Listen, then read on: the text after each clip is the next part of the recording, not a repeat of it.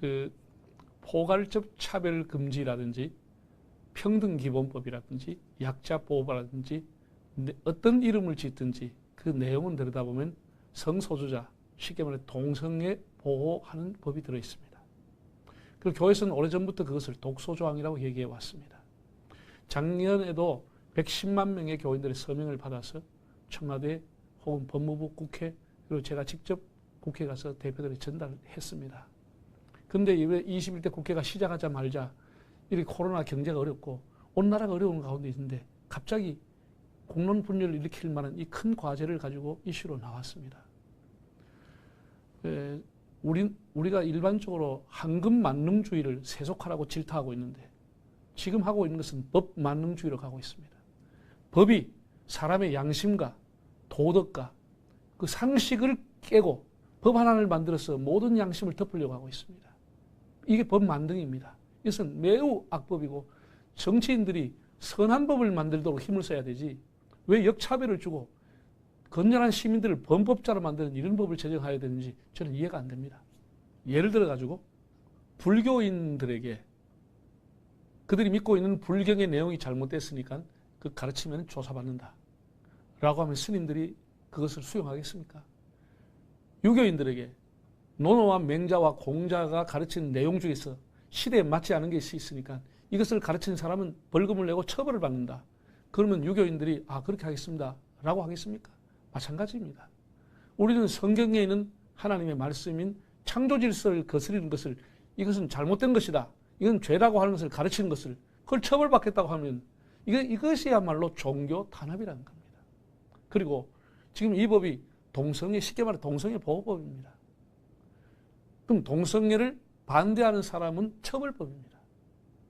우리나라가 표현의 자유가 헌법에 있는데 동성애 찬성의 자유만 있고 비판과 반대의 자유가 없다고 하는 것은 헌법에 위배되고 헌법에 침해되는 매우 잘못된 독재적인 발상이라고 봅니다.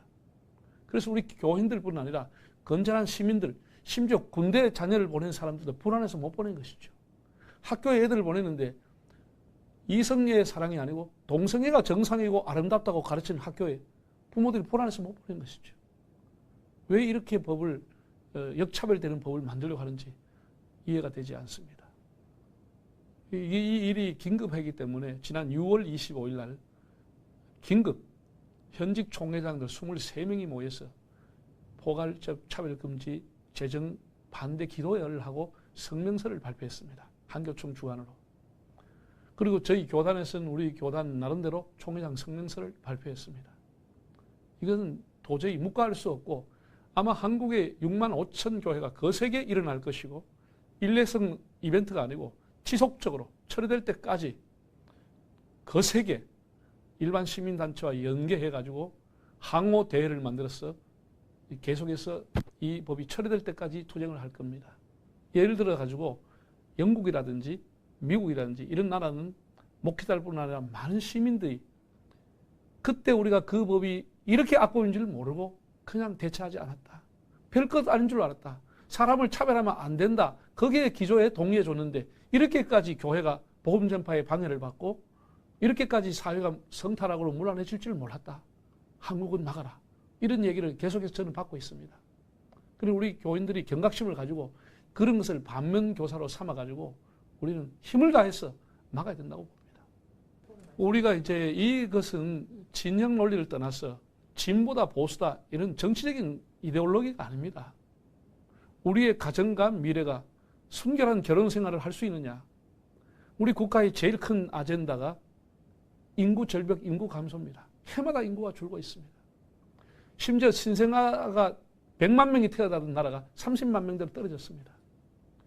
그러면 인구 절벽의 시대에 동성애라고 하는 것은 완전히 국가의 가장 큰 정책과 모순되는 정책입니다. 교회가 결국은 앞장을 설 수밖에 없습니다. 교회 이제 각 교단의 총회장님들한테 제가 요구한 것이 한 달에 한 번 내지 두 달에 한 번씩 동성애에 대한 설교를 해달라. 차별금지법에 대해서 무엇이 폐단이고 어떤 것이 잘못된 것인지 우리가 필요한 홈페이지나 자료를 드릴 테니까 설교를 해달라. 뿐 아니라 장로님들한테도 거의 매주에 올라가 기도하시는데 강단에서 기도하실 때 하나님께서 이 대한민국을 6.25 때 지켜주듯이 이 수많은 언론과 수많은 이런 흐름의 운동 안에서 한국교회를 지켜달라고 기도해달라. 성경의 가치를 지켜달라. 그렇게 기도해 줄 것을 요구했습니다. 저는 한국교회가 다 그렇게 하리라고 봅니다.